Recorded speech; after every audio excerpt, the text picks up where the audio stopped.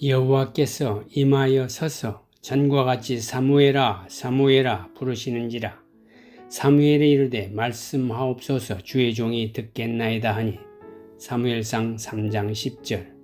하나님이 어린 사무엘을 부르셨다. 사무엘은 엘리 제사장이 자신을 부른 줄 알고 그에게 가서 내가 여기 있나이다라고 답한다. 그러나 엘리 제사장이 부른 것이 아니었다. 3번이나 사무엘은 하나님의 부르심을 엘리 제사장이 부른 것으로 알고 그에게 다가갔다. 그러다 엘리 제사장이 알려준 바에 따라 4번째에는 하나님께 말씀하옵소서 주의 종이 듣겠나이다라고 대답하며 나아갔다. 사무엘은 어린 시절부터 부르심에 귀를 기울이는 삶을 살았다. 하나님이건 엘리 제사장이건 누가 부르든지 내가 여기 있나이다 라고 즉각적으로 답했다. 겸손하게 듣는 마음을 지녔기에 그는 어떤 음성도 그냥 지나치지 않는 사려 깊은 사람으로 자라날 수 있었다. 신학자 폴 틸리는 사랑의 첫 번째 의무는 상대방에게 귀를 기울이는 것이라고 했다.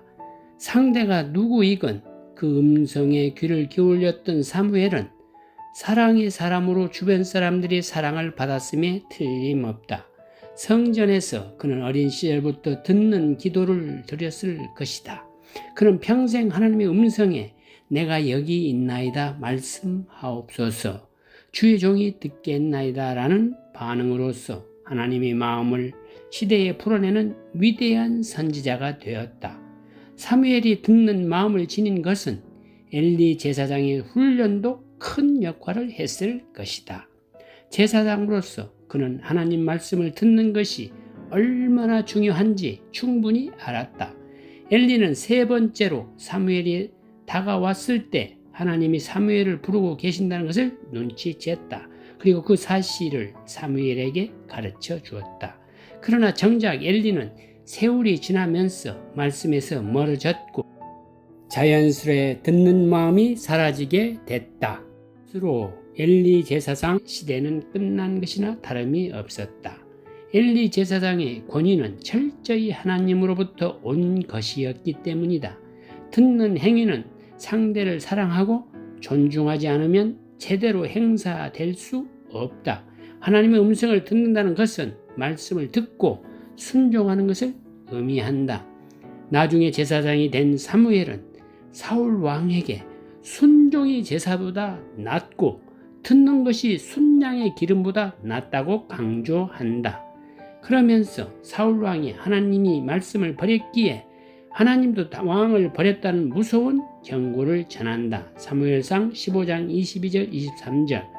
상대방에게 귀 기울이는 것이 사랑의 첫 번째 의무이기에 하나님의 말씀을 듣지 않는 것은 하나님에 대한 사랑이 결여됐다는 것을 결정적으로 증명한다. 하나님의 말씀을 버릴 때 하나님의 버림을 당하게 된다. 사무엘이 듣는 마음을 지니게 된 것은 말씀을 사모했기 때문이었다. 말씀은 우리를 살리며 우리의 귀를 깨끗하게 해서 우리를 잘 들을 수 있게 한다. 말씀을 잘 들을 때에 우리 마음이 새로워지고 우리 삶이 풍요로워진다. 하나님의 말씀을 들으며 기도하는 시간이 많아야 하는 이유가 여기에 있다. 히브리어로 히네니라는 단어가 있다. 히네니는 당신의 말을 들을 준비가 되어 있습니다. 혹은 당신의 말을 섬기고 순종할 준비가 되어 있습니다라는 뜻이다. 메시아닉 주, 예수님을 믿는 유대인들과 관련한 세계적 석학인 요셉 술람 목사는 사람들이 교차로와 같은 상황에 직면하면 두려움과 불안이 동시에 몰려오는 것을 느끼게 된다면서 이때 가장 필요한 것은 바로 히네니, 즉 내가 여기 있나이다. Here I am 라는 고백이라고 강조한다. 그는 이렇게 말한다. 신자라면 하나님의 말씀을 들을 때 히네니의 자세로 철저하게 순종해야 한다. 하나님을 선택하고 그의 뜻에 따르겠다는 것은 하나님의 말씀을 듣는 데 그치는 것이 아니라 순종과 섬김, 행함을 동시에 포함하고 있다. 교회가 세상의 더러운 악에 대해 소리를 발하지 않는 것, 교회가 세상이나 심지어 교인들이 눈치를 보는 것은 희내니의 자세가 아니다. 손해를 볼지라도 세상의 소리에 연연하지 않고 그 길, 더 웨이를 걸어가는 것이 희내니라고 말한 사람이 취할 행동이다. 교회사를 돌아보면 희내니를 외친 사람들이 적지 않다.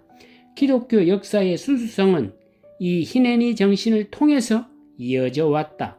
목숨을 걸고 종교개혁을 주창한 마틴 루터 역시 희내니의 정신으로 충만한 신자였다. 1517년 10월 31일 독일 비텐베르크 대학 교회에 가톨릭과 면죄부의 부당성을 밝히는 95개 조항 반박문을 내건 이후 루터는 가톨릭 세계의 엄청난 압박을 받는다. 루터는 당시 독일 보름스에서 열린 제국회의에 소환을 당한다. 보름스 국회의 소환을 통보받자 수많은 사람이 루터에게 가지 말 것을 권유했다. 루터 역시 극심한 번민을 했을 것이다. 그럼에도 그는 보름스로 갈 것을 다짐한다. 그는 벗들에게 말한다. 나는 갈 것이요. 비록 사단이 질병보다 더욱 나를 방해하려고 무슨 짓을 행하더라도 말이요. 두렵냐고요? 두렵소. 물론 카를 5세의 명령 또한 나를 두렵게 하려고 발표된 것으로 알고 있소. 그러나 그리스도는 살아 계십니다. 모든 지옥의 문들과 공중의 권세 잡은 자들의 위협에도 불구하고 보름수로 들어갈 것이요. 그것이 주님의 뜻이기 때문입니다.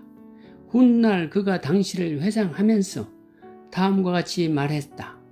많은 사람이 루터와 관련해서 기억하는 말 가운데 하나다. 만일 보름수의 지붕 위에 있는 기와장처럼 많은 마귀가 나를 겨냥하고 있다는 것을 내가 알았다 할지라도 나는 여전히 그 도시에 들어갔을 것입니다. 구약시대에 솔로몬 왕은 무엇보다도 듣는 마음을 달라고 간구했다. 그것이 하나님의 마음을 기쁘게 했다. 누가 주의 이 많은 백성을 재판할 수 있사오리이까? 듣는 마음을 종에게 주사 주의 백성을 재판하여 선악을 분별하게 하옵소서. 솔로몬이 이것을 구하매 그 말씀이 주의 마음에 든지라. 열왕기상 3장 9절에서 10절. 이 외에도 성경에는 듣는 것의 중요성을 강조하는 수많은 구절이 있다. 요한계시록에서 하나님은 에베소, 서마나, 버가모, 두알디아, 사데, 빌라델비아, 라오디게아 등 7교회에 각각 말씀을 주시면서 마지막에는 동일하게 귀 있는 자는 성령이 교회들에게 하시는 말씀을 들을지어다 라고 하셨다. 신명기 6장 4절에서 9절은 쉐마의 말씀으로 들으라 이스라엘아로 시작된다. 듣는 마음이 있어야 그 말씀을 들을 수 있다. 하나님의 말씀을 듣는 사람들이 그 말씀을 삶에서 살아낼 수 있다. 예수님의 어머니 마리아 역시 듣는 사람이었다. 마리아가 가로되 주의 여종이오니 말씀대로 내게 이루어지이다. 누가복음 1장 38절. 말씀을 겸손히 듣는 믿음의 사람 마리아의 모습을 잘 나타내는 구절이다. 이런 모든 듣는 행위는 기도를 통해서 배양된다. 하나님의 말씀 앞에서 듣는 마음을 갖고 기도하는 사람들은 언제나 사무엘처럼, 마틴 루터처럼, 마리아처럼 내가 여기 있나이다. 말씀대로 하옵소서라는 고백을 할 수 있는 것이다. 믿음의 사람 아브라함이 고향과 친척, 아버지 집을 떠날 수 있었던 것도 하나님의 음성을 들었기 때문이다. 그는 기도의 사람이었다. 어느 곳에 머물건 기도의 제단을 세웠다. 그 제단에서 하나님의 말씀을 들었고 그 말씀을 붙잡고 기도했다. 그리고 하나님의 이름을 불렀다. 제단에서 기도하면서 아브라함은 점점 더 깊은 영의 세계로 들어갈 수 있었다. 아브라함의 기도는 그 자신과 가족뿐 아니라 그가 접촉한 모든 사람을 거룩하게 만들었다. 한 사람이 말씀 앞에 온전히 서서 기도할 때 위대한 역사가 이루어진다. 우리는 모두 기도하며 하나님 앞에 선다. 우리 모두 이 거친 세상에서 루터와 마찬가지로 희내니의 결단을 해야 할 때가 온다. 말씀을 들으며 기도해온 사람들은 그 순간에 온전히 내가 여기 섰나이다. Here I stand 라는 고백을 할 수 있다. 그 고백을 할 때 우리는 세상 앞에 서는 것이 아니라 하나님 앞에 서는 것이다. 기독교인은 보이지 않는 하나님을 보는 것처럼 살아가는 존재다. 소명의 작가 오스 기니스는 유일한 청중, The Audience of One이라는 용어를 썼다. 하나님이야말로 우리의 유일한 청중이시다. 우리는 기도할 때마다 유일한 청중인 하나님 앞에 서게 된다. 종교개혁가 장 칼뱅은 이를 코람데오 신앙이라고 표현했다. 코람데오는 하나님의 마음 앞에서 정직하게 서는 것이다. 하나님의 마음 앞에 철저하게 자신을 내려놓고 당신의 말을 들을 준비가 되어 있습니다. 당신의 말을 섬기고 순종할 준비가 되어 있습니다라는 고백을 하는 사람들에게 하나님은 반드시 나타나시고 역사하신다.